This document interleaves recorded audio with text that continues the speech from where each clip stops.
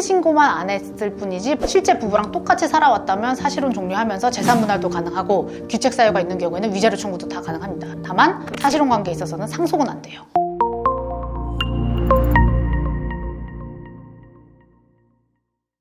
변호사님 안녕하세요. 안녕하세요. 변호사님, 요즘 결혼식은 많이 하지만 혼인신고를 안 하시는 분들이 정말 많다고 하더라고요. 근데 이렇게 혼인신고 없이 살다가 헤어져도 법적으로 재산분할을 받을 수 있나요? 당연히 가능하고요. 혼인신고만 안 했을 뿐이지 실제 부부랑 똑같이 살아왔다면 사실혼 종료하면서 재산분할도 가능하고 규책 사유가 있는 경우에는 위자료 청구도 다 가능합니다. 다만 사실혼 관계에 있어서는 상속은 안 돼요. 그럼 법원은 단순 동거와 사실혼을 어떻게 구별하나요? 같이 살았다고 무조건 돈을 나누는 거 아닐 텐데 이거를 사실혼으로 인정받으려면 어떤 증거가 있어야 되나요? 아까 말씀드린 것처럼 부부로서의 실질이 있는지를 보는 거예요. 원래는 결혼식까지 다 올리고 혼인신고만 안 한 사람들을 사실혼 관계라고 보는 거거든요. 그래서 가장 대표적으로 결혼식을 했는지 여부, 그리고 서로 같이 사는지, 주거를 공통으로 하고 있는지를 보는 것이고, 그리고 경제적으로 합쳐져 있는지를 보고, 그리고 양가 가족들이나 주변에 전부 부부로서 소개하고 인지하고 살아왔는지 여부를 보는 거죠. 아, 그렇군요. 근데 요즘은 결혼식을 생략하고 사는 분도 많은 것 같은데 결혼식 사진 같은 결정적인 증거가 이런 게 없다면은 구체적으로 뭘 보고 판단하나요? 그럴 때는 실질적으로 부부 생활에 실체가 있는 건지 아니면 단순 동거인지 구분하기 위해서 세부적인 사안들을 이제 판단을 할 수밖에 없어요. 일단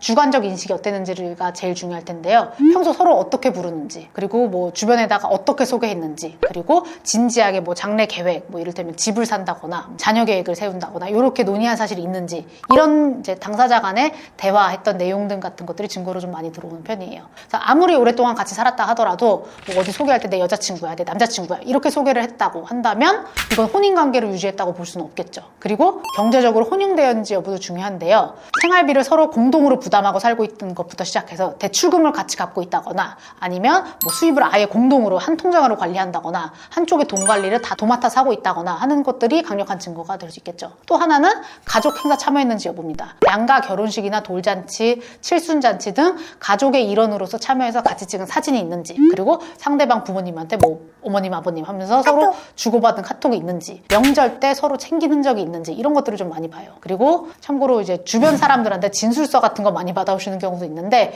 요거는 결정적인 증거가 되기는 좀 약해요. 아무래도 이제 내 지인들이 나한테 유리하게 써준 거니까 이제 인후 진술서 같은 것들은 결정적으로 작용하기는 쉽지 않습니다. 아, 이게 법적 부부가 아니니까 법원에 가서 이혼 도장을 찍을 필요가 없을 것 같은데요. 그럼 헤어지는 절차는 어떻게 될까요? 그냥 나가 이러면 끝인지 아니면 바람 피운 상대에게 위자료 청구도 가능할까요? 뭐 아까 말씀드린 것처럼 사실혼 입증만 할 수 있다라고 한다면 일반적인 법률상 부부랑 똑같아요. 당연히 협의로 잘 마무리할 수 있다면 그냥 서로 협의하고 마무리하는 거고 협의 이혼 신고를 할 필요는 없겠죠. 이제 협의가 잘 마무리 안 될 경우에는 재판하는 건데 똑같아요. 이혼 재판이랑 형식이 다 똑같고 다만 규책 사유 있는 상대방은 사실혼이 아니라 동거라고 주장을 하겠죠. 그래서 아까 말한 것 같은 증거들이 사실혼을 입증할 수 있을 만한 증거들이 필요한 겁니다. 객관적으로 봤을 때도 이 정도면은 부부로서 살았다고 볼 것인지 여부가 중요하니까요. 그러면 반대로 혼인신고를 하지 않았기 때문에 겪게 되는 결정적인 법적 불이익도 있나요? 뭐 예를 들면은 배우자가 갑자기 사망하면은 상속 문제는 이거 어떻게 될까요? 아까 말씀드린 것처럼 혼인신고 안 한 상태에서 일방이 사망하게 될 경우에는 상속 못 받아요. 다만 사실혼 배우자한테도 일반적인 일상가사 대리권은 인정되고 있거든요.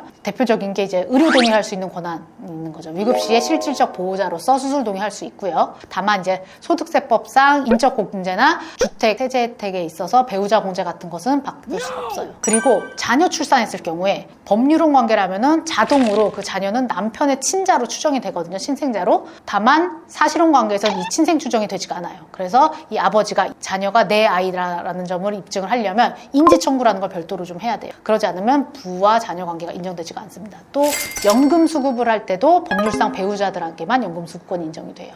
마지막으로 사실혼 관계를 정리하는 분들이 돈을 제대로 받기 위해 절대 놓치면 안 되는 기한이나 주의사항이 있다면 딱 정해주세요. 아까 말씀드린 것처럼 사실혼이라는 입증만 된다면 나머지는 다 법률혼이랑 똑같아요. 외도 사유가 있다면 사실 안날로부터 6개월 안에 사실혼 파기 및 위자료 청구 소송 꼭 하셔야 될 거고, 그리고 재산 분할 없이 어떤 형태로든 사실혼 종료한 사실이 있다면 그날로부터 2년 내에 재산 분할 청구하셔야 될 거예요. 그리고 어쨌든 제일 중요한 거는 사실혼에 대한 입증을 하셔야 될 텐데 그럴 거면은 사실혼 기간 중에 증거를 좀 남겨놓으셔야 될 거예요. 제일 대표적이고 강력한 증거 능력이 있는 게 가족 행사에 참여해서 사진 찍는 거, 그리고 웨딩 사진처럼 스냅 사진이 사진이라도 찍어두시면 크게 도움이 될 겁니다.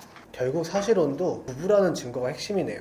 네, 맞아요. 혼자서 해결하기 어려운 문제를 고민하고 계신다면 주저하지 마시고 전문가를 찾아서 상담을 좀 해보실 것을 권해요. 하단 고정 댓글로도 문의하실 수 있는 방법 자세하게 안내해놨으니까요. 언제든지 문의사항 있으시면 연락주세요. 감사합니다.